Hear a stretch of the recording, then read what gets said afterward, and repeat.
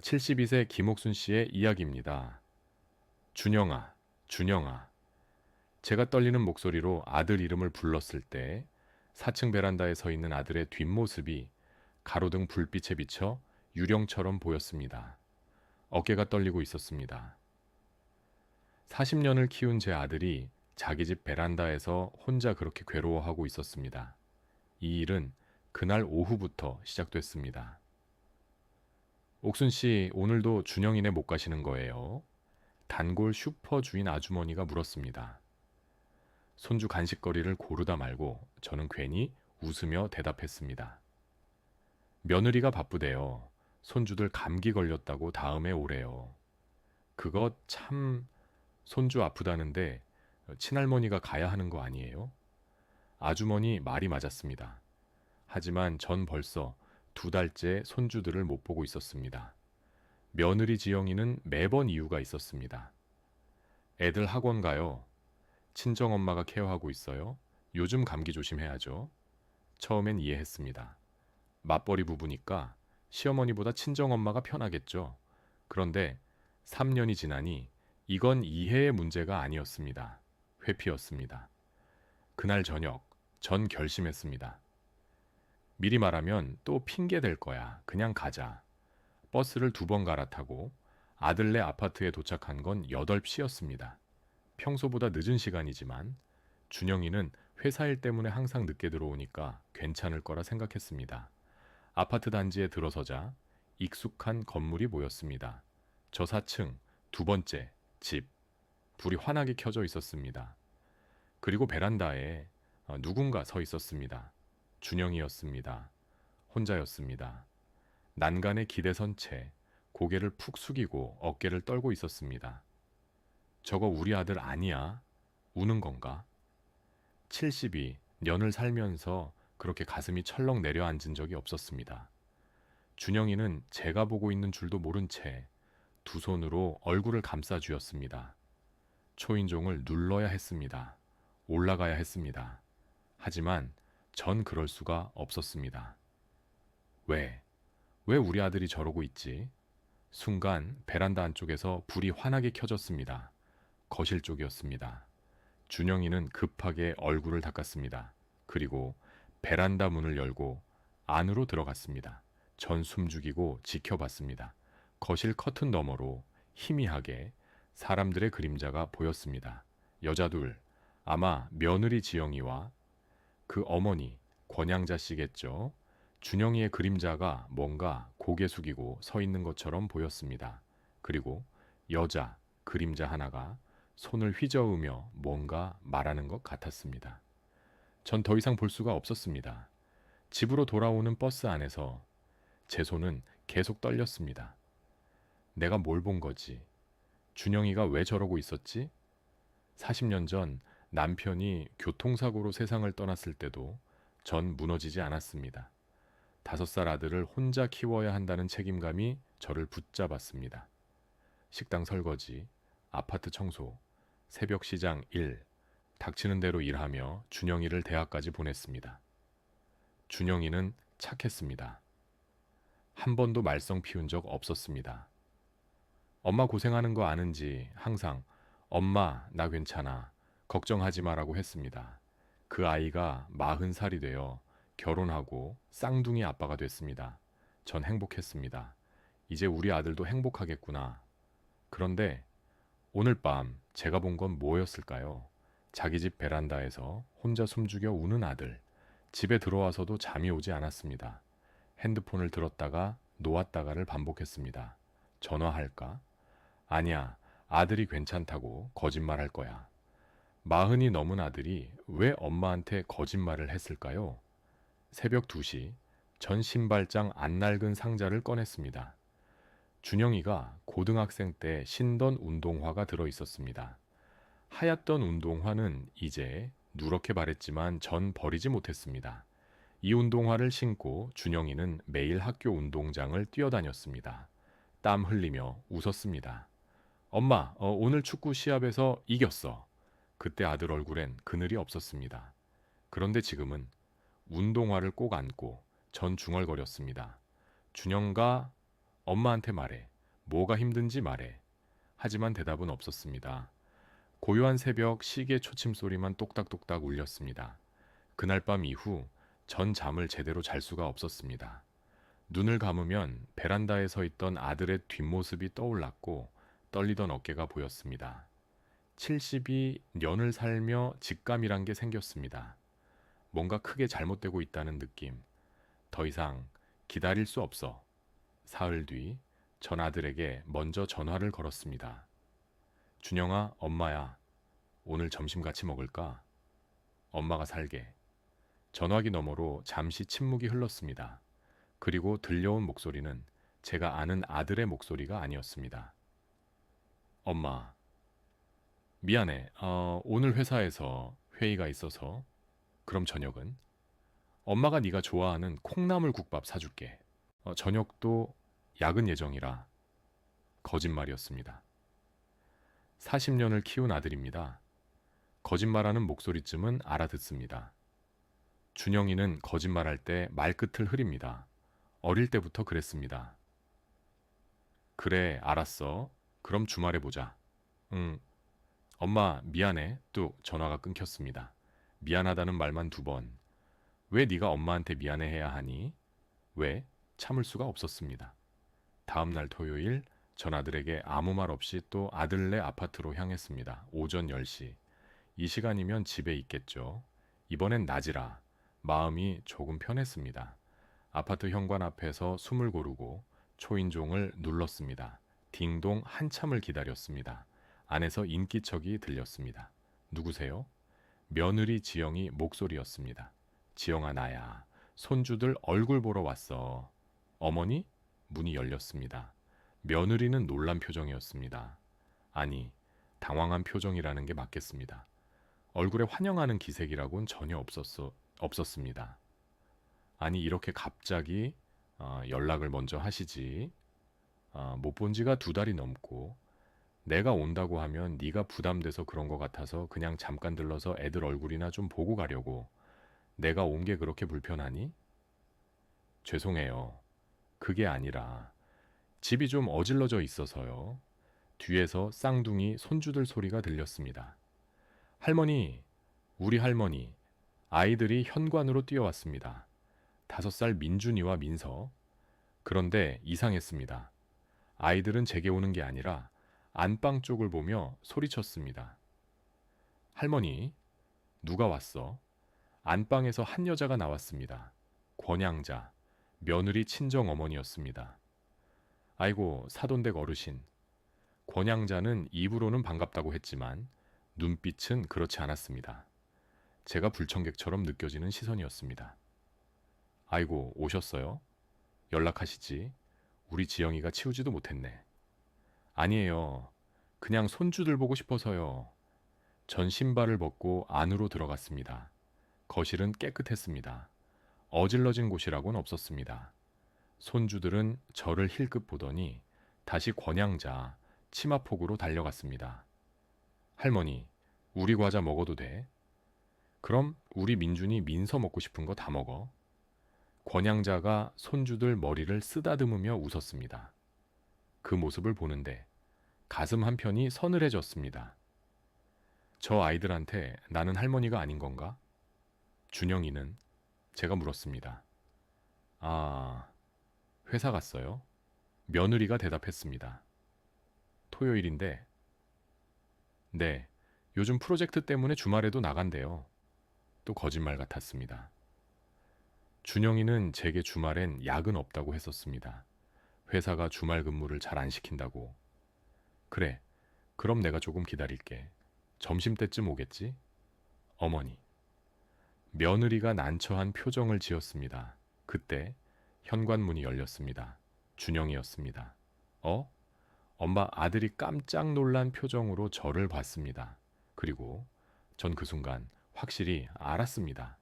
준영이가 달라졌다는 걸. 3개월 전만 해도 멀쩡하던 아들이 지금은 뼈만 앙상했습니다. 얼굴은 푸석푸석했고 눈 밑에 다크서클이 짙게 깔려 있었습니다.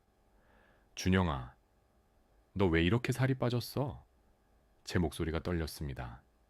아, 응, 요즘 다이어트 중이야. 다이어트? 준영이는 평생 다이어트란 말을 해본 적이 없었습니다. 무슨 다이어트? 너무 마른 거 아니니? 괜찮아, 엄마. 건강검진도 받았고, 다 정상이야. 또 괜찮아였습니다. 괜찮을 리가 없는데, 왜 자꾸 괜찮다고 하는 겁니까? 그날 점심을 같이 먹었습니다. 아니, 먹었다기보다는 함께 식탁에 앉아 있었다는 게 맞겠습니다. 권양자가 만들었다는 된장찌개와 밥이 차려졌습니다. 민서야, 국에 물 조금만 타줄까? 살짝 짠 거 같은데. 준영이가 작게 중얼거렸습니다. 뭐? 내가 짜게 했다고? 권양자의 목소리가 날카로워졌습니다. 아니에요. 그냥 딴 사람들은 다 맛있다는데 자네만 매번 뭐래. 입맛이 까다로워도 유분수지. 준영이는 더 이상 아무 말도 하지 않았습니다. 그냥 고개를 숙이고 국을 떠먹었습니다. 그 모습을 보는데 숨이 막혔습니다. 제 앞에서도 준영이에게 저렇게 쏘아붙이다니요. 뭐야, 이게 무슨 분위기야? 며느리 지영이는 옆에서 가만히 밥만 먹고 있었습니다. 남편이 저렇게 말을 듣는데 한마디도 거들지 않았습니다. 민주나 민서야, 할머니가 용돈 줄게. 전 손주들에게 각각 10,000원씩을 건넸습니다. 고맙습니다, 할머니. 아이들이 기계적으로 인사했습니다. 그리고 바로 권양자에게 달려갔습니다. 할머니, 우리 돈 받았어. 나는 할머니가 아니구나. 집으로 돌아오는 길, 전 버스 창밖을 멍하니 바라봤습니다. 10kg 빠진 아들, 괜찮아 라고 거짓말하는 아들, 자기 집에서 눈치 보는 아들, 그리고 그 옆에서 아무것도 하지 않는 며느리. 도대체 3년 동안 뭐가 있었던 거야? 버스가 덜컹거릴 때마다 가슴도 함께 흔들렸습니다. 집에 도착해서 전 다시 준영이에게 전화를 걸었습니다. 준영아, 너 정말 괜찮은 거 맞니? 응, 엄마, 괜찮아. 엄마 눈에는 안 괜찮아 보이는데. 엄마, 나 어른이야. 걱정 마. 내가 알아서 할게. 준영아, 엄마 나 바빠. 끊을게. 나중에 전화할게. 뚝. 또 끊어버렸습니다. 전 한참을 핸드폰을 들고 서 있었습니다. 그리고 결심했습니다. 더 이상 모르는 척 할 수 없어. 뭔가 있어. 분명히 뭔가 있어. 창밖으로 해가 지고 있었습니다. 어두워지는 하늘을 보며 전 혼잣말처럼 중얼거렸습니다. 준영아, 엄마는 포기 안 해. 네가 뭘 숨기든 엄마는 끝까지 알아낼 거야. 그날 밤, 전 또 잠을 이루지 못했습니다. 일주일이 지났습니다. 전 매일 아들에게 전화를 걸었지만 준영이는 항상 바쁘다는 핑계로 통화를 피했습니다. 며느리에게 전화하면 어머니, 준영이 요즘 힘들어해요. 좀 쉬게 해주세요. 라는 대답만 돌아왔습니다. 쉬게 해달라고. 엄마가 아들 걱정하는 게 방해라는 말입니까? 전 견딜 수가 없었습니다. 직접 가자, 자주 가자. 그러다 보면 뭔가 보이겠지. 그래서 전 핑계를 만들었습니다. 손주들 간식을 들고 일주일에 2~3번씩 아들네를 방문하기 시작했습니다. 목요일 오후 4시. 전 손주들이 유치원에서 돌아올 시간에 맞춰 아들네 아파트에 도착했습니다. 초인종을 누르자 이번엔 권양자가 문을 열었습니다. 아이고 사돈댁. 역시나 반갑지 않은 얼굴이었습니다. 손주들 간식 좀 사왔어요. 그러실 필요 없는데 우리 집에 다 있어요. 그래도 할머니가 사주고 싶어서요. 전 억지로 웃으며 안으로 들어갔습니다. 거실 소파에 앉아 있는데 현관문이 열렸습니다. 지영이가 손주들을 데리고 유치원에서 돌아온 것이었습니다. 할머니, 쌍둥이들이 소리쳤습니다. 하지만 역시나 그 할머니는 제가 아니었습니다. 아이들은 권양자에게 달려갔습니다. 할머니, 오늘 선생님이 칭찬했어. 그래? 우리 민준이 민서 대단하네. 권양자가 아이들을 안아주는 모습을 보며 전 가슴 한편이 시렸습니다. 민준아, 민서야. 이 할머니가 과자 사왔어. 전 가방에서 아이들이 좋아할 만한 초코과자를 꺼냈습니다. 와, 고맙습니다. 아이들이 과자를 받아들었습니다. 그런데 바로 권양자에게 보여줬습니다. 할머니, 이거 먹어도 돼? 그럼 먹어. 내가 사온 건데 왜 저 사람한테 허락을 받아야 하지? 전 참고 물었습니다. 민준아, 요즘 아빠랑은 잘 지내니? 아빠? 민준이가 고개를 갸웃했습니다. 응, 아빠랑 재밌게 놀아? 아빠는 맨날 늦게 와요. 그래도 주말엔 같이 놀지. 주말에도 아빠는 청소해요. 할머니가 아빠한테 청소하래. 순간 제 손이 멈췄습니다. 뭐라고? 할머니가 맨날 아빠는 집안일 못한다고 했어. 그래서 아빠 혼났어. 민서가 천진난만하게 끼어들었습니다. 할머니가 그랬어. 아빠는 돈도 잘 못 벌고 집안일도 못한대. 그 순간 권양자가 급하게 끼어들었습니다. 애들아, 그만. 할머니한테 언제 그런 말을 했어? 아이들은 순간 놀라 입을 다물었습니다. 전 권양자를 똑바로 쳐다봤습니다. 손주들 앞에서 그런 말씀을 하셨습니까? 아니, 그게 아이들 아빠를 손주들 앞에서 그렇게 말씀하셨습니까? 제 목소리가 떨렸습니다. 화가 치밀어 올랐습니다. 사돈댁 오해예요. 애들이 잘못 들은 거. 5살 아이들이 거짓말할 이유가 있습니까? 며느리 지영이가 급하게 중재했습니다. 어머니, 엄마가 그런 뜻으로 말씀하신 게 아니에요. 그냥 준영이가 좀 더 집안일에 신경 써줬으면 하는, 그게 아이들 앞에서 아빠를 깎아내려도 된다는 뜻이니. 어머니, 며느리의 목소리가 높아졌습니다. 우리 집안일에 너무 간섭하지 마세요. 말 한마디 한마디에 다 꼬투리 잡으시면 어떻게 살겠어요. 우리는 우리 방식대로 살게요. 우리 집안일, 우리 방식. 저는 이미 남이었습니다. 그날 전 아무 말 없이 집을 나왔습니다. 엘리베이터를 타고 내려가는데 4층에서 엘리베이터가 멈췄습니다. 중년 여성이 탔습니다. 아들네 옆집에 사는 분 같았습니다. 안녕하세요. 제가 먼저 인사했습니다. 아, 네. 혹시 402호 쌍둥이 아빠 어머니세요? 네, 그런데요. 그 여자는 잠시 망설이다가 조심스럽게 말했습니다. 저 옆집에 사는 사람인데요. 말씀드리기 좀 그런데 요즘 옆집에서 소리가 자주 들려요. 소리요? 네. 여자분 목소리가 크게 들리고 남자분은 조용히 계시던데 혹시 쌍둥이 아빠빠 괜찮으신 건지. 제 가슴이 철렁 내려앉았습니다. 어떤 소리인데요?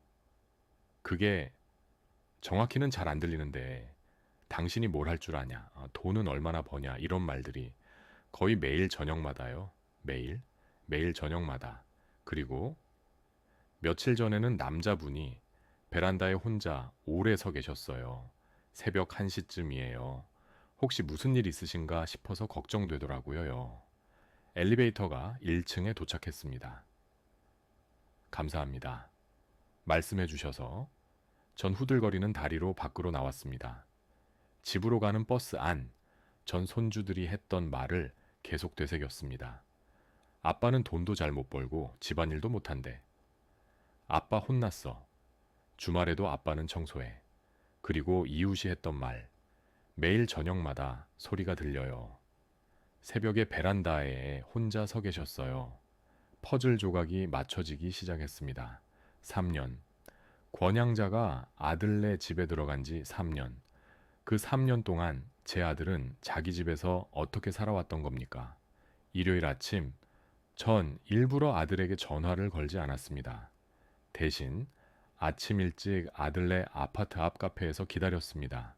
9시쯤 준영이가 쓰레기 봉투를 들고 나왔습니다. 혼자였습니다. 준영아, 제가 부르자 준영이가 깜짝 놀라 돌아봤습니다. 엄마, 여기 왜? 엄마가 너 보러 올 수도 있지. 커피 한잔 하자. 엄마, 나 지금 바빠서. 쓰레기 버리고 10분이면 돼. 10분만. 전 강하게 말했습니다. 준영이는 결국 고개를 끄덕였습니다. 카페에서 마주 앉았습니다. 준영이는 계속 핸드폰을 확인했습니다. 누군가 연락이 올까봐 불안해하는 것 같았습니다. 준영아, 엄마한테 솔직하게 말해봐. 너 지금 행복하니? 응. 정말? 응. 거짓말이었습니다. 민준이가 그러던데 네가 매주 청소한다며? 준영이의 얼굴이 굳었습니다. 그냥 집안일 좀 도와주는 거야. 장모님이 너한테 뭐라고 한다며? 아이들 앞에서? 엄마, 이웃분이 그러시던데 너네 집에서 매일 저녁 큰 소리가 들린다고? 누가 소리 지르는 거니? 누가? 엄마 그만해. 준영이가 처음으로 목소리를 높였습니다. 그리고 숨을 크게 들이마시더니 떨리는 목소리로 말했습니다. 엄마, 제발 관여하지 마. 이건 내 문제야. 내가 알아서 할게. 어떻게 알아서 해? 너 살이 이렇게 빠지고 몰골이 말이 아니야. 매일 밤 베란다에 서서 혼자 있고 그게 알아서 하는 거니? 엄마가 어떻게 그걸... 준영이가 당황했습니다. 엄마는 다 알아. 네가 얼마나 힘든지 엄마는 다 보고 있어. 준영이의 눈가가 붉어졌습니다. 하지만 결국 고개를 저었습니다. 엄마, 나 애들 때문에 참아야 해. 민준이랑 민서, 그 애들이 할머니 없이는 못 살아. 그리고 지영이도 힘든 거야. 맞벌이 하면서 애들 키우는 게 얼마나 힘든데. 그래서 네가 희생해야 한다는 거니? 난 괜찮아. 또 괜찮다는 말이었습니다.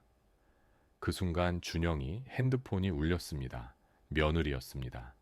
여보, 어디야? 왜 이렇게 오래 걸려? 준영이는 황급히 일어났습니다. 엄마, 나 가봐야 해. 미안해. 준영아. 하지만 아들은 이미 카페를 나가고 있었습니다. 전 그 뒷모습을 보며 주먹을 꽉 쥐었습니다.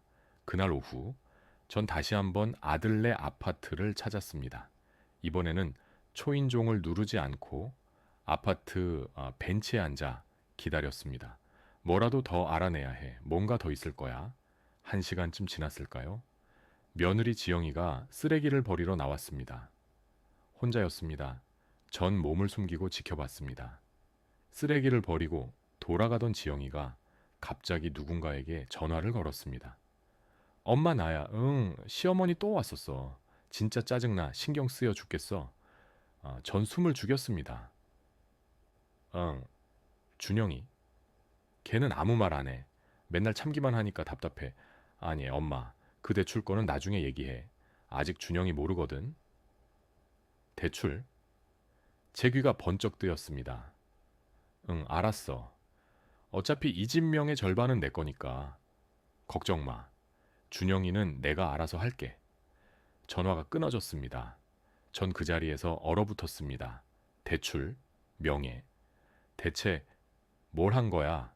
집으로 돌아와서도 전 머릿속이 복잡했습니다. 손주들의 말, 이웃의 증언, 그리고 방금 들은 전화 통화. 모든 게 한 가지를 가리키고 있었습니다. 내 아들이 당하고 있구나. 자기 집에서 자기 가족한테. 그날 밤 전 준영이가 고등학생 때 신던 운동화를 다시 꺼냈습니다. 낡은 운동화를 보며 전 중얼거렸습니다. 준영아, 엄마가 널 키울 때 네가 이렇게 살라고 키운 게 아닌데. 창밖으로 비가 내리기 시작했습니다. 빗소리 사이로 제 결심이 단단해졌습니다. 이제 가만히 있을 수 없어. 더 알아내야 해. 대출이 뭔지, 명의가 뭔지 다 알아내야 해. 그리고 제 아들을 제가 구해내야 합니다. 다음 날 월요일 전 은행에 갔습니다. 제 아들 명의로 혹시 대출이 있는지 확인할 수 있을까요? 은행 직원이 고개를 저었습니다. 죄송합니다만 본인이 아니면 확인이 불가능합니다. 개인정보라서요. 그럼 아들이 동의서를 써주면 되나요? 네. 본인 동의서와 신분증 사본이 있으시면 가능합니다. 하지만 준영이에게 동의서를 달라고 할 수는 없었습니다. 그랬다간 모든 게 들통날 테니까. 다른 방법을 찾아야 해. 전 동네 복지관에 다니는 친구 박정숙에게 전화를 걸었습니다. 정숙이는 예전에 은행에서 일했었습니다. 정숙아, 나 좀 물어볼 게 있어. 왜? 무슨 일인데? 누가 다른 사람 명의로 대출을 받을 수 있어? 그건 불법이지. 명의도용이라고. 왜? 무슨 일 있어? 전 잠시 망설이다가 조심스럽게 말했습니다. 우리 준영이 일인데 혹시 그런 일이 있을까 봐. 준영이가 설마 옥순아, 너 뭘 들은 거야? 전 며느리가 권양자와 통화하던 내용을 말해줬습니다. 정수기는 한참을 침묵하더니 말했습니다. 옥순아, 이건 심각한 거야. 만약 정말로 준영이 모르게 대출을 받았다면 그건 범죄야. 너 경찰에 신고해야 돼. 그럼 준영이가 더 힘들어질 텐데. 손주들도 있고 지금도 준영이 충분히 힘든 것 같은데. 옥순아, 네가 확실히 증거를 잡아야 해. 그래야 준영이를 보호할 수 있어. 증거? 맞습니다. 증거가 필요했습니다. 수요일 오후, 전 다시 아들네 아파트로 향했습니다. 이번엔 특별한 계획이 있었습니다. 초인종을 눌렀습니다. 며느리가 문을 열었습니다. 어머니, 또 오셨어요?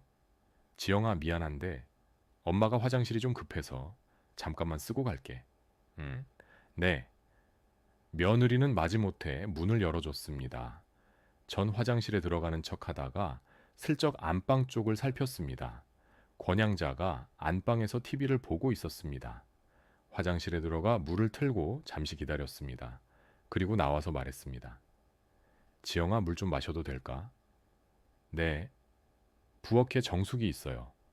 부엌으로 가는 길 거실 테이블 위에 서류들이 보였습니다. 전 슬쩍 눈으로 훑었습니다. 그리고 그 순간 한 장의 서류가 눈에 들어왔습니다.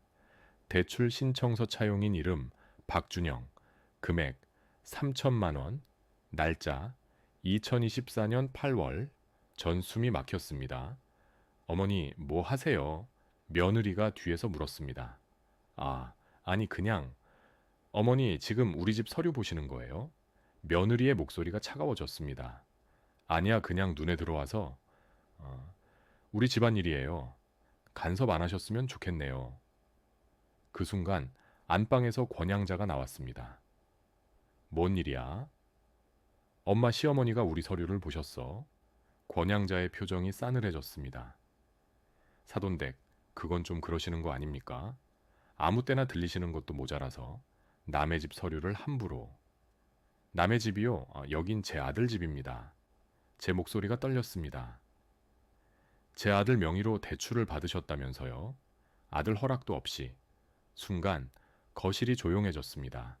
권양자와 며느리가 눈빛을 교환했습니다. 그게 무슨 말씀이세요? 며느리가 시치미를 뗐습니다. 내가 다 들었다. 네가 엄마한테 전화하는 거. 그 대출거는 나중에 얘기해. 준영이는 아직 몰라. 라고 했잖아. 며느리의 얼굴이 하얗게 변했습니다. 어머니, 그건 안사돈, 제 아들 명의를 도용한 겁니까? 아닙니까? 권양자가 나섰습니다. 사돈댁, 그건 오해예요. 준영이가 동의한 거예요. 동의했으면 왜 준영이가 모른다고 했습니까? 그건 깜빡하고 얘기를 안 한 거죠. 부부 사이에 그럴 수도 있죠. 거짓말이었습니다. 눈빛이, 말투가, 모든 게 거짓말이었습니다. 지금 당장 제 아들한테 전화해서 물어봅시다. 준영이가 정말 동의했는지. 어머니, 며느리가 소리쳤습니다. 어머니, 정말 왜 이러세요? 우리 가정을 파괴하고 싶으세요? 가정을 파괴하는 건 당신들이잖아요. 우리 아들을 3년 동안 어떻게 대했는데. 그때 현관문이 열렸습니다. 준영이가 퇴근해서 들어왔습니다. 무슨 일이야? 여기서 웬 소리가? 준영이는 저와 며느리 권양자를 번갈아 봤습니다. 준영가. 제가 먼저 입을 열었습니다. 내 명의로 대출받은 거 알고 있었니? 3천만 원. 준영이의 얼굴이 굳었습니다. 뭐? 대출. 작년 8월에 내 명의로 3천만 원 대출받았어. 너 동의했어? 준영이는 며느리를 쳐다봤습니다. 지영아, 이게 무슨 소리야? 며느리가 당황한 표정으로 말했습니다. 여보, 그건 대출? 내 명의로? 준영이의 목소리가 떨렸습니다. 나 그런 거 한 적 없는데. 권양자가 끼어들었습니다. 준영아, 그건 네가 동의한 거야. 네가 서류에 도장 찍었잖아. 저는 도장 찍은 적 없어요. 준영이가 소리쳤습니다. 그 순간 며느리가 울먹이며 말했습니다. 여보, 미안해. 우리 엄마가 애들 학원비 때문에 급하게 필요하다고 해서 나중에 말하려고 했어. 나중에? 준영이의 목소리가 떨렸습니다. 1년이 지났는데 나중에 거실이 조용해졌습니다. 준영이는 한참 동안 말없이 서 있었습니다. 그리고 천천히 고개를 들어 권양자를 받습니다. 제 명의를 도용하신 겁니까? 도용이라니, 그건 우리 가족을 위한 거였어. 제 허락 없이 제 명의로 돈을 빌린 게 가족을 위한 겁니까? 준영이의 목소리가 점점 커졌습니다. 그동안, 그동안 저한테 얼마나 많은 걸 참으라고 하셨습니까? 저 혼자 청소하고 설거지하고 빨래하고 인격 모독에 그것도 모자라서 제 명의까지 도용하신 겁니까? 준영가, 며느리가 남편의 팔을 잡았습니다. 제발 목소리 좀 낮춰. 왜? 왜 내가 목소리를 낮춰야 해? 준영이가 며느리의 손을 뿌리쳤습니다. 3년이야. 3년 동안 참았어. 당신 엄마가 나한테 뭐라고 하든 당신이 내 편을 안 들어줘도 다 참았어. 우리 애들 때문에, 우리 가정 지키려고. 그런데 이건 아니잖아. 이건 범죄야, 범죄. 전 그 모습을 보며 가슴이 미어졌습니다. 40년을 키운 제 아들이 자기 집에서 무너지고 있었습니다. 그날 밤 준영이는 짐을 싸서 제 집으로 왔습니다. 엄마, 나 며칠만 있어도 돼? 그래, 여기가 네 집이야. 준영이는 그날 밤 제 품에 안겨 처음으로 소리내어 울었습니다. 엄마, 나 정말 열심히 살았어. 회사에서도 열심히 일하고 집에서도 최선을 다했어. 그런데 왜 나한테 이러는 거야? 전 아들의 등을 토닥이며 눈물을 참았습니다. 준영아, 이제 괜찮아. 엄마가 있잖아. 하지만 마음속으로는 알고 있었습니다. 이건 시작일 뿐이라는 걸. 이제부터가 진짜 전쟁이라는 걸. 준영이가 제 집에 온 지 사흘째 되던 날, 며느리에게서 전화가 왔습니다. 어머니, 준영이 좀 바꿔주세요. 전화를 안 받아요. 지금 준영이는 쉬고 있어. 어머니, 이게 무슨 짓이에요? 그 상황에서 남편을 그렇게 데려가시면 어떡해요? 며느리 목소리는 화가 나 있었습니다. 눈물이 아니라 분노였습니다. 데려간 게 아니라 네가 놓친 거야. 무슨 말씀을? 준영이가 왜 나갔는지 생각해 봤니? 그건 대출권 때문에. 그것만이 아니잖아. 3년이야, 3년. 그동안 준영이한테 뭘 했는지 생각해 봐. 저희가 뭘 잘못했는데요. 엄마가 애들 봐주고 집안일 해주고 오히려 도와준 건데. 전 한숨을 쉬었습니다. 아직도 모르는구나. 지영아, 나중에 전화할게. 전 전화를 끊었습니다.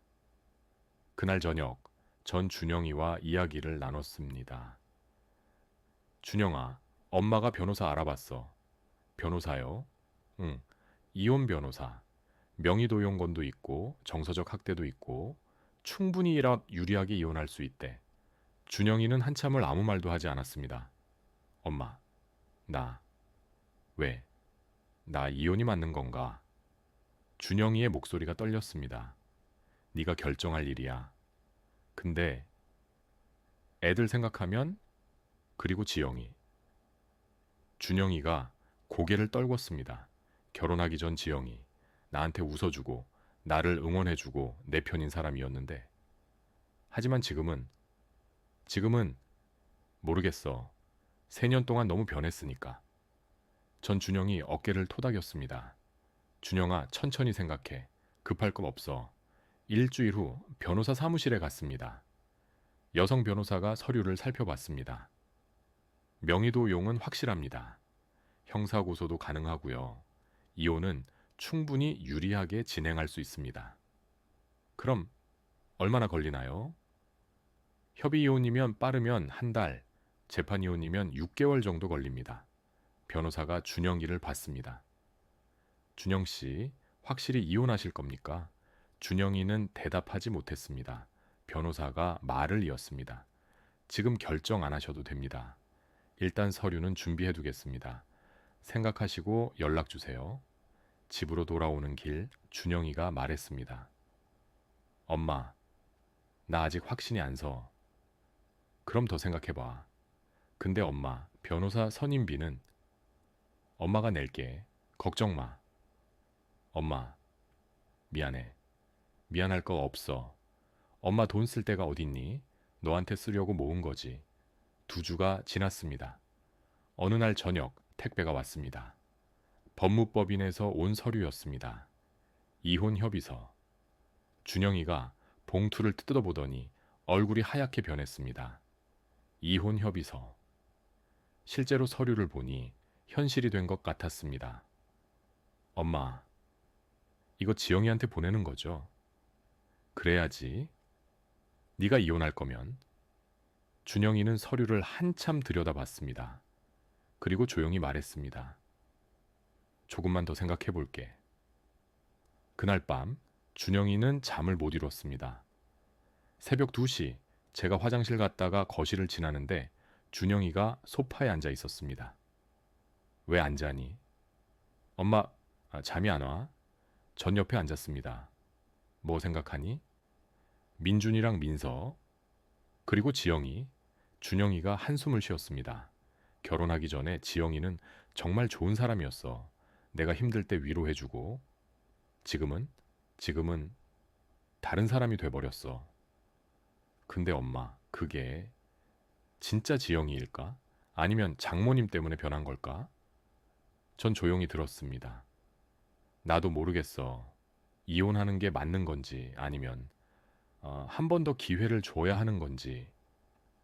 준영아, 엄마가 한 가지만 물어볼게.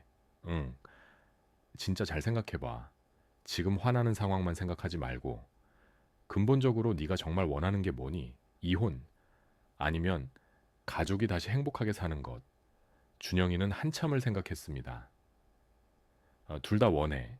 이혼해서 편해지고 싶기도 하고 동시에 우리 가족이 예전처럼 돌아갔으면 좋겠어. 둘 다는 안 돼. 하나를 선택해야지. 준영이가 고개를 떨궜습니다. 다음 날 아침 며느리에게서 전화가 왔습니다. 이번엔 제게 직접 전화한 게 아니라 준영이 핸드폰으로 걸려왔습니다. 준영이가 전화를 받았습니다. 여보. 전 옆에서 들리는 며느리 목소리를 들을 수 있었습니다. 연락도 잘 안 되고 뭐 하는 거야? 언제까지 그렇게 있을 거야? 애들이 아빠 보고 싶다고 하는데. 그래. 왜 이렇게 무책임해? 그냥 그렇게 도망가면 다야. 더블 퀘오트 더블 퀘오트. 며느리 목소리가 높아졌습니다. 모르겠어. 뭘 몰라. 그렇게 집만 나가버리면 다냐고. 내가 나간 게 아니라 너희가 날 내쫓은 거야. 준영이의 목소리도 높아졌습니다. 3년 동안 나한테 뭘 했는데, 나를 뭘로 봤는데. 우리가 뭘 잘못했어. 엄마가 애들 봐주고 집안일 도와주고. 그게 문제야. 너는 네 엄마 편만 들고 나는 계속 무시하고. 무시? 당신이 예민한 거지. 그 말에 준영이가 전화를 끊어버렸습니다. 그리고 소파에 주저앉았습니다. 엄마, 나 아직도 모르겠어. 이게 맞는 건지. 그날 오후 택배 기사가 왔습니다. 이혼 협의서를 며느리에게 보내는 것이었습니다. 준영아, 이거 보낼까? 준영이는 한참을 망설이다가 고개를 끄덕였습니다. 보내요. 일단 보내보고 지영이 반응을 보고 싶어요. 택배가 나갔습니다. 이혼 협의서. 준영이는 창밖을 보며 한참을 말이 없었습니다. 이혼 협의서가 며느리에게 도착한 건 그 다음 날이었습니다. 오후 3시쯤 며느리에게서 전화가 왔습니다. 준영이가 전화를 받았습니다. 전화기 너머로 며느리가 숨을 헐떡이는 소리가 들렸습니다. 준영아, 이게 뭐야? 봤구나. 이혼 협의서 진짜 이혼할 거야. 생각 중이야. 애들은 어떡하고? 며느리 목소리가 떨렸습니다. 이번엔 화가 아니라 당황과 두려움이었습니다. 애들 내가 키우지. 뭐? 양육권도 당신이 가져가겠다고? 응, 나한테 줘. 안 돼, 절대 안 돼. 며느리가 소리쳤습니다. 준영아, 제발 다시 생각해봐. 갑자기 이혼이라니. 왜? 3년 동안 내 마음이 어떻든 상관 안 하더니 이혼은 안 돼. 나 몰랐어. 당신이 그렇게 힘든 줄. 몰랐어. 매일 밤 베란다에서 혼자 있는데 옷이 다 안 맞도록 살이 쭉쭉 빠져가는데 몰랐다고. 준영이의 목소리가 떨렸습니다. 넌 알고 있었어. 그냥 내 엄마 편을 든 거야. 나를 무시하면서. 애들까지 넷이 똘똘 뭉쳐서 나만 남처럼 며느리가 울기 시작했습니다. 미안해, 미안해. 준현가. 하지만 준영이는 전화를 끊었습니다. 그리고 방으로 들어가 버렸습니다. 그날 밤 전 며느리에게 전화를 걸었습니다. 어머니, 며느리는 울먹이고 있었습니다. 어머니, 준영이 정말 이혼하려는 거예요. 그건 너희 둘이 결정할 일이야.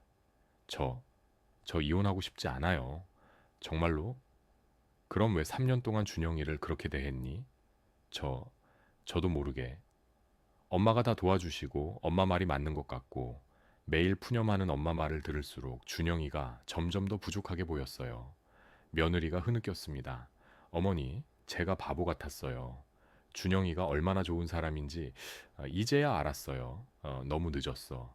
어머니, 제발 준영이 설득 좀 해주세요. 안 돼. 이건 네가 풀어야 할 문제야. 네가 만든 문제니까. 어떻게 해야 해요? 전 한참을 생각하다가 말했습니다. 내 엄마. 네 엄마가 문제의 시작이었어. 엄마요? 내 엄마가 너희를 많이 도와주셨지. 쌍둥이 키우고 집안일 도맡아 하는 게 쉬운 게 아니라는 거 알아. 하지만 그동안 준영이를 어떻게 대했는지 너도 다 알잖아. 근데 너는 한 번도 준영이를 보듬어 주지 않았어. 며느리가 말없이 울고 있었습니다. 지영아, 정말 준영이랑 다시 살고 싶으면 네가 선택해야 해. 네 엄마를 택할 거야? 준영이를 택할 거야? 민준이 민서를 보고 잘 생각해.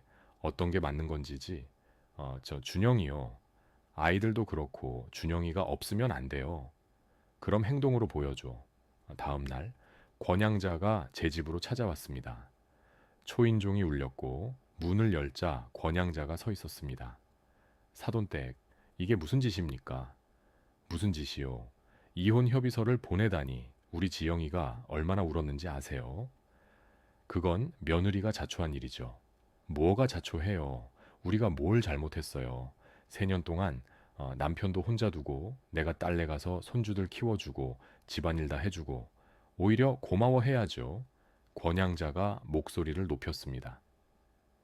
그런데 이게 무슨 보답이에요? 이혼이라니. 사돈, 전 조용히 말했습니다. 그쪽이 3년 동안 뭘 했는지 정말 모르세요?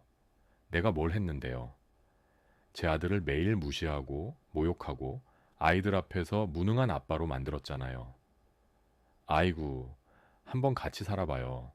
얼마나 부족한지 아세요? 잘하는 거 하나 없고 우리 딸 고생이나 시키고고. 부족한 게 아니에요. 당신이 만든 거예요. 전 단호하게 말했습니다. 그리고 명의도용. 그건 범죄예요. 권양자의 얼굴이 굳었습니다. 그건 집안을 위해서. 제 아들 허락 없이 한 거잖아요. 사돈댁, 나 싸우러 온 거 아니에요. 준영이 좀 설득해 주세요. 이혼은 막아야 되지 않겠어요? 싫어요. 전 고개를 저었습니다. 제 아들이 피눈물 흘린 거 다 알게 된 지금 제가 왜 도와줘야 합니까? 사돈댁, 돌아가세요. 더 이상 할 말 없어요. 전 문을 닫으려 했습니다. 권양자가 문을 막았습니다. 사돈댁, 제가 잘못했어요. 인정할게요. 제가 좀 심했어요. 좀 많이 심었어요. 미안해요. 정말로. 그러니까 제발 저한테 사과할 게 아니라 준영이한테 하세요. 준영이한테요. 네. 그리고 진심으로 뉘우치세요. 말로만 하지 말고. 권양자는 한참을 서 있다가 돌아갔습니다. 그날 저녁 며느리가 아이들을 데리고 왔습니다. 민준이와 민서였습니다. 할머니, 어머, 민준이, 민서, 어떻게? 아이들이 현관으로 뛰어들어왔습니다. 아빠 어디 있어? 준영이가 방에서 나왔습니다. 민준아, 민서야. 아이들이 준영이에게 달려들었습니다. 아빠, 왜 안 와? 보고 싶었어. 준영이가 무릎을 꿇고 아이들을 안았습니다. 며느리가 현관에 조용히 서 있었습니다. 들어와. 전 며느리를 불렀습니다. 며느리는 많이 야위어 있었습니다. 일주일 사이에 몰라볼 정도로 거실에 앉았습니다. 준영이와 며느리가 마주 앉았습니다. 아이들은 제가 방으로 데리고 갔습니다. 거실에서 준영이와 며느리가 이야기하는 소리가 들렸습니다. 전 아이들과 방에서 장난감을 가지고 놀면서 귀를 기울였습니다. 준영아, 왜 왔어? 애들이 아빠 보고 싶다고 해서. 그래. 침묵이 흘렀습니다. 준영과 나 정말 미안해. 뭐가? 우리 엄마 같이 사시고부터 당신 그렇게 대한 거, 엄마 말만 듣고 당신 마음은 한 번도 안 들여다본 거. 며느리의 목소리가 떨렸습니다. 내가 바보 같았어. 엄마가 계속 말하니까 정말 당신이 부족한 사람인 것 같았어. 근데 이혼 협의서 받고 당신이 정말 떠날 수도 있다는 걸 생각하고 그제야 정신이 번쩍 들었어. 며느리가 울기 시작했습니다. 당신이 없으니까 집이 너무 텅 비었어. 애들은 아빠 찾고 나도 보고 싶었어. 지금 와서. 준영이의 목소리는 차가웠습니다. 날 야유하는 듯한 눈으로 매일 바라보고 쌀쌀맞은 말투에 어떤 땐 투명인간 취급까지 해놓고 이제 와서 보고 싶었다고. 미안해. 정말 미안해. 사과로 되는 게 아니야. 난 3년 동안 죽고 싶었어. 매일 밤 베란다에서 차라리 뛰어내릴까 생각했어. 며느리가 숨을 헐떡였습니다. 뭐? 그 정도로 힘들었어. 결혼하면서 너는 항상 내 편일 줄 알았는데 아니었어. 나는 혼자였어. 준영이도 울기 시작했습니다. 지영아, 난 그냥 우리 가족이 행복하길 바랬어. 너랑 애들이랑 우리 넷이서. 그게 전부였어. 나도 그걸 원한 거야.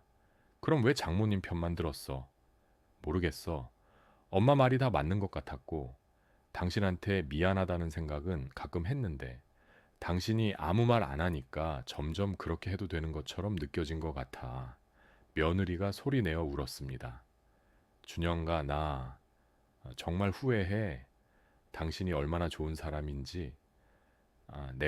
나도 모르게 당신한테 얼마나 의지하고 있었는지 당신이 없으니까 너무 알겠어. 준영이는 한참을 말이 없었습니다. 근데 지영아,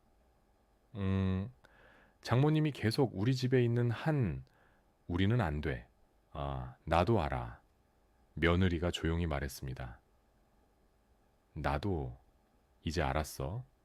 며느리가 돌아간 후 준영이는 밤새 잠을 못 이뤘습니다. 다음 날 아침 식탁에 마주 앉았습니다. 엄마, 응, 어떻게 하는 게 맞는 걸까? 내 마음을 정확히 알아야 해. 넌 뭘 원해? 정말로? 준영이는 한참을 생각했습니다. 가족. 나는 우리 가족이 다시 행복했으면 좋겠어. 지영이랑 애들이랑 우리 넷이서. 헤어진다고 생각하면 우리 애들이 너무 불쌍해해. 그럼 그렇게 해야지. 하지만 어떻게? 장모님이? 그건 지영이가 해결해야 할 문제야. 지영이가 선택해야 해. 엄마를 택할 건지, 너를 택할 건지. 그날 오후 며느리에게서 전화가 왔습니다. 준영아, 나 결심했어. 뭘? 엄마한테 나가달라고 할 거야. 준영이의 눈이 커졌습니다. 정말? 응. 이제는 우리끼리 살고 싶어. 너랑 나랑 애들이랑 우리 가족만. 하지만 장모님이 순순히 안 나가실 거야, 당연히. 근데 내가 해야 할 일이야. 내가 당신을 선택한 거니까. 며느리의 목소리가 떨렸지만 단호했습니다. 준영아, 나 노력해 볼게. 지켜봐줘. 준영이는 한참을 말이 없었습니다. 그리고 조용히 대답했습니다. 알았어, 지켜볼게. 3일 후 며느리가 진짜로 권양자에게 말했습니다. 전 준영이와 함께 아들네 집으로 갔습니다. 며느리가 부른 것이었습니다. 어머니 와주셔서 고마워요. 거실에는 권양자도 앉아 있었습니다. 표정이 좋지 않았습니다. 뭐 때문에 우릴 부른 거야? 권양자가 날카롭게 물었습니다. 며느리가 숨을 크게 들이마셨습니다. 엄마, 나 할 말이 있어. 뭔데? 엄마, 이제 우리 집에서 나가주면 좋겠어. 순간 거실이 조용해졌습니다. 권양자가 믿을 수 없다는 표정으로 딸을 봤습니다. 뭐라고? 엄마, 이제는 우리 가족끼리 살고 싶어? 지영아, 너 지금 정신이 있는 거야? 권양자의 목소리가 떨렸습니다. 네가 일하면서 민준이 민서 그리고 집안일은 어떻게 하려고? 엄마가 나가는 순간 그게 다 네 짐이 되는 거야. 어떻게 살려고 그래? 알아, 엄마. 여태 엄마가 도와준 거 고마웠어. 정말로 며느리의 눈에서 눈물이 흘렀습니다. 근데 엄마가 여기 계시면 우리 부부가 제대로 살 수가 없어. 예, 제대로 살 수가 없어. 내가 뭘 잘못했는데? 엄마는 엄마는 준영이를 너무 싫어했잖아.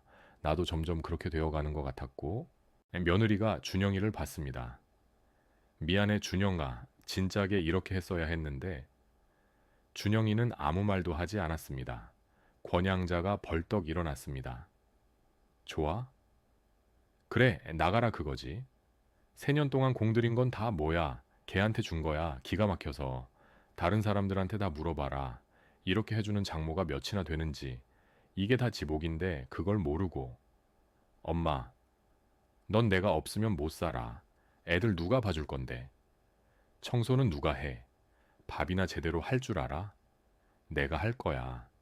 준영이랑 같이. 며느리가 단호하게 말했습니다. 엄마, 나 이제 어른이야. 내 남편이랑 애들도 있어. 내가 책임질 거야. 지영아, 권양자가 소리쳤습니다. 준영이가 너랑 이혼하겠다며. 안 할 거야. 며느리가 준영이 손을 잡았습니다. 우리 이혼 안 할 거야. 다시 시작할 거야. 그러니까 엄마 도와줘. 권양자는 믿을 수 없다는 표정으로 딸을 봤습니다. 그리고 저와 준영이를 번갈아 봤습니다. 다 너희들 짓이지. 특히 사돈댁. 권양자가 저를 가리켰습니다. 사돈댁이 우리 지영이 한테 어떤 협박을 했는지 몰라도 아니에요. 전 조용히 말했습니다. 지영이가 스스로 선택한 거예요. 거짓말. 우리 지영이는 그럴 애가 아니야. 내 분신 같은 앤데. 엄마. 며느리가 일어났습니다. 내가 선택한 거 맞아. 나 이제 준영이 챙기려고. 이제 엄마 딸로만이 아니라 아내로 또 엄마로 역할이 중요한 거 깨달았어. 권양자의 얼굴이 하얗게 변했습니다.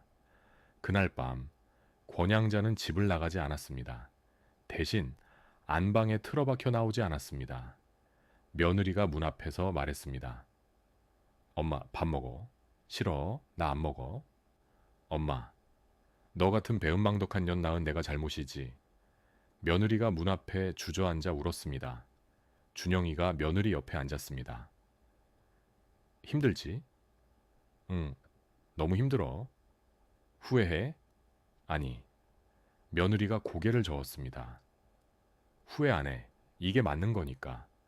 근데 엄마랑 이렇게 되는 게 너무 힘들어. 3일이 지났습니다. 권양자는 여전히 방에서 나오지 않았습니다. 하지만 며느리가 매일 문 앞에 밥을 갖다 놨고 권양자는 그걸 먹었습니다.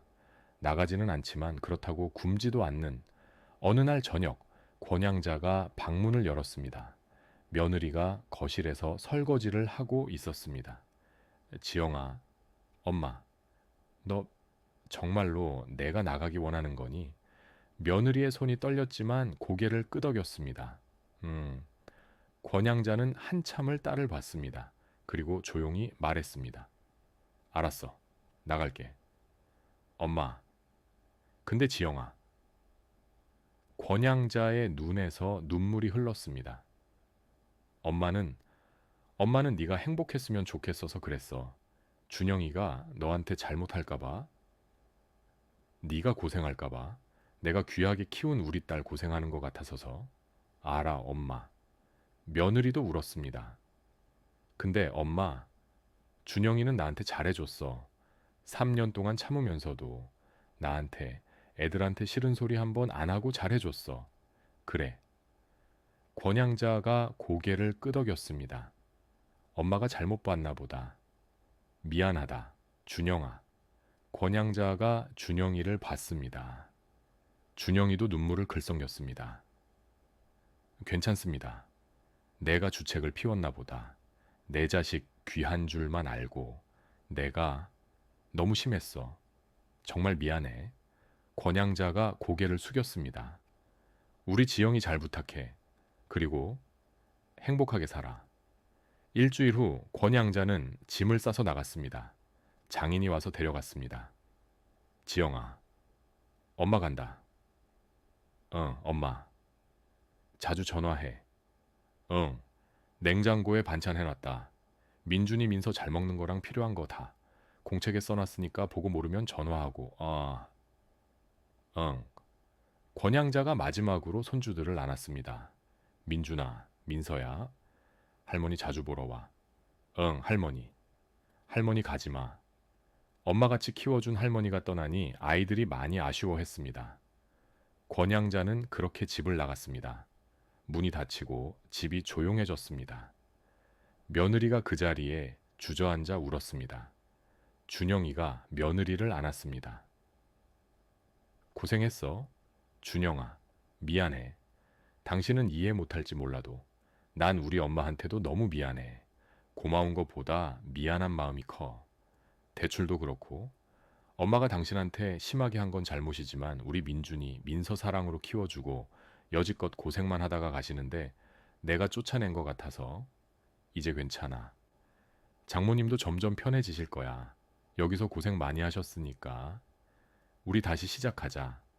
전 조용히 그 모습을 지켜봤습니다. 6개월이 지났습니다. 권양자가 떠나고 준영이는 다시 집으로 돌아갔습니다. 처음 한 달은 서로 어색했습니다. 하지만 부부 상담을 받기 시작하면서 조금씩 나아졌습니다. 선생님, 저희 어떻게 하면 될까요? 첫 상담 날 며느리가 물었습니다. 상담사가 말했습니다. 서로를 존중하는 거예요. 그리고 경계를 지키는 거고요. 경계요? 네. 부부는 하나지만 동시에 두 명의 독립된 개인이에요. 친정 부모와 시댁 부모 사이에서 배우자를 우선순위에 두는 연습을 해야 해요. 이제는 배우자가 제일 중요한 사람이라는 걸 생각해야 해요. 며느리가 고개를 끄덕였습니다. 준영이도 귀 기울여 들었습니다. 3개월째 변화가 보이기 시작했습니다. 어느 날 권양자가 전화를 했습니다. 지영아, 이번 주말에 애들 데리고 우리 집 올래? 며느리가 준영이를 봤습니다. 준영아, 너는 어때? 이번 주말에 시간 돼? 준영이가 놀라 며느리를 봤습니다. 예전이었으면 며느리는 준영이 의견 같은 건 묻지도 않고 그냥 갔을 텐데. 나? 응, 돼. 그럼 우리 같이 갈까? 응, 좋아. 전화기 너머로 권양자의 목소리가 들렸습니다. 준영이도 같이 온대. 그럼 좋지. 준영이 좋아하는 갈비찜 해놓을게. 며느리가 웃었습니다. 고마워, 엄마. 주말 권양자 집에 갔습니다. 권양자는 많이 달라져 있었습니다. 준영아, 왔니? 어서 와. 안녕하세요, 장모님. 피곤하지? 앉아. 음료수 줄까? 아니요, 괜찮습니다. 식사 시간, 권양자가 갈비찜을 내왔습니다. 준영이가 좋아한다고 해서 정성껏 만들었어. 감사합니다. 아니야, 내가 미안하지. 식사 중에 민준이가 물을 엎질렀습니다. 아, 민준아, 예전 같았으면 권양자가 아빠가 제대로 안 봐서 그래 라고 했을 텐데. 하지만 이번에는 달랐습니다. 괜찮아, 괜찮아. 할머니가 닦을게. 민준아, 조심해야지. 응, 할머니. 미안해. 준영이와 며느리가 눈빛을 교환했습니다. 정말 달라지셨네. 6개월째 부부 상담이 끝났습니다. 준영씨, 지영씨 축하드려요. 이제 졸업이에요.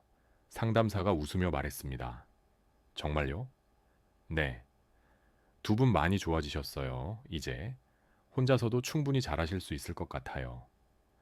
며느리가 준영이 손을 꽉 잡았습니다. 준영이도 웃으며 손을 잡아주었습니다. 어느 일요일 오후 저희 가족 전체가 제 집에 모였습니다. 준영이네 가족 그리고 권양자 내외. 자, 다 같이 건배, 건배. 식사하면서 준영이가 말했습니다. 엄마, 나 이번에 부장 승진했어. 정말? 우리 아들 대단하네.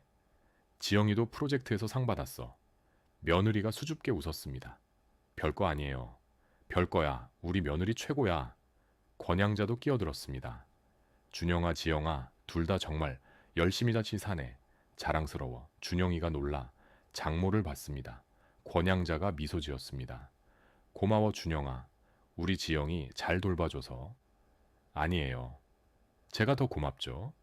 그날 저녁 모두 돌아가고 준영이가 혼자 남았습니다. 엄마 고마워. 뭐가? 엄마가 아니었으면 우리 가족 여기까지 못 왔을 거야. 전 아들을 안았습니다. 바보야. 너희가 노력한 거지. 너랑 지영이가 포기 안 한 거고. 그래도 엄마가 포기하지 않았으니까 가능했어. 준영이가 저를 꽉 안았습니다. 엄마 사랑해. 나도 사랑한다, 아들아. 한 달 후 준영이에게서 문자가 왔습니다. 엄마, 오늘 지영이가 고마워라고 했어. 내가 설거지한 거 보고 예전엔 당연하다는 듯이 받아들였는데 이제는 고맙대. 우리 정말 달라진 것 같아. 전 문자를 보며 미소 지었습니다. 그리고 답장을 보냈습니다. 잘했어, 아들아. 계속 서로한테 고마워하며 살아. 그게 행복한 부부의 비결이야. 사랑한다. 어느 가을 저녁, 전 혼자 베란다에 나갔습니다. 하늘에 별이 총총히 박혀 있었습니다. 문득 1년 전 준영이가 베란다에서 혼자 울던 모습이 떠올랐습니다. 하지만 이제는 다릅니다. 오늘 본 준영이는 웃고 있었습니다. 며느리도, 손주들도, 심지어 권양자도 모두 웃고 있었습니다. 잘했어, 김옥순. 전 스스로에게 말했습니다. 포기하지 않길 잘했어. 창밖으로 따뜻한 바람이 불어왔습니다. 전 눈을 감고 깊게 숨을 들이마셨습니다. 며칠 후 준영이가 사진을 보내왔습니다. 준영이, 며느리, 민준, 민서, 그리고 저 5명이 활짝 웃고 있는 사진이었습니다. 문자가 함께 왔습니다. 엄마, 우리 가족 사진. 전 사진을 보며 눈물이 핑 돌았습니다. 그리고 오래된 상자를 꺼냈습니다. 준영이가 고등학생 때 신던 운동화. 이제는 많이 낡았지만 여전히 소중했습니다. 준영아. 전 운동화를 쓰다듬으며 중얼거렸습니다. 엄마가 너 키울 때는 힘들었어. 근데 후회는 안 해. 한 번도. 72살까지 살았는데 제일 잘한 일이 뭐냐 하고 누가 물으면 전 미소 지었습니다. 너를 낳은 거, 너를 키운 거, 그리고 너를 포기 안 한 거. 그게 엄마 인생 최고의 선택이었어. 창밖으로 석양이 아름답게 물들고 있었습니다. 전 창을 열고 깊게 숨을 들이마셨습니다. 나이가 몇이든 내 자식은 내가 지킨다. 그게 엄마니까. 6개월 후 손주들의 생일 파티가 있었습니다. 이번에는 조용한 가족 파티였습니다. 케이크에 초를 켜고 민준이와 민서가 소원을 빌었습니다. 뭐 빌었어? 비밀이야. 민준이가 웃었습니다. 하지만 민서가 소리쳤습니다. 나는 우리 가족 계속 행복하게 해달라고 빌었어. 아빠, 엄마, 할머니들, 하부지 모두가 웃었습니다. 준영이가 며느리 손을 잡았습니다. 며느리가 준영이를 보며 미소 지었습니다. 권양자도 따뜻한 눈빛으로 지켜봤습니다. 전 그 모습을 보며 가슴이 뭉클했습니다. 이거야, 이게 가족이지. 그날 밤 혼자 집으로 돌아와서 전 하늘을 올려다봤습니다. 여보, 우리 아들 행복해요. 이제 걱정 안 해도 돼요. 하늘 어딘가에 있을 남편에게 말했습니다. 당신이 나 혼자 남겨두고 떠났을 때 얼마나 원망했는지 알아요. 근데 이제는 괜찮아요. 우리 아들 잘 키웠어요. 당신 자랑스러워 할 거예요. 따뜻한 바람이 불었습니다. 마치 남편이 대답하는 것 같았습니다. 잘했어, 옥순아. 수고했어. 전 미소 지으며 집 안으로 들어갔습니다. 그리고 그날 밤 오랜만에 평화롭게 잠들었습니다. 여러분, 김옥순 씨 가족의 이야기 어떠셨나요? 이혼 협의서를 받고 나서야 눈을 뜬 며느리, 가족을 포기할 수 없었던 아들, 그리고 72세의 나이에도 포기하지 않은 엄마. 때로는 위기가 있어야 정신을 차릴 수 있나 봅니다. 하지만 중요한 건 그 순간에 올바른 선택을 했다는 거겠죠. 이혼이 답일 수도 있지만 때로는 다시 시작하는 것도 용기입니다. 혹시 여러분도 가족과의 갈등으로 힘드신가요? 준영이와 지영이처럼 부부 상담을 받아보는 건 어떨까요? 늦었다고 생각할 때가 가장 빠를 때입니다. 준영이와 지영이 부부, 그리고 사랑스러운 민준이 민서, 그리고 72세에도 아들을 지킨 김옥순 씨의 행복한 미래를 응원하는 마음으로 따뜻한 댓글 한 줄 남겨주세요. 여러분의 응원이 누군가에게는 다시 시작할 용기가 될 수 있습니다. 황혼의 사랑 아픔 대신 짜릿한 복수 황로베사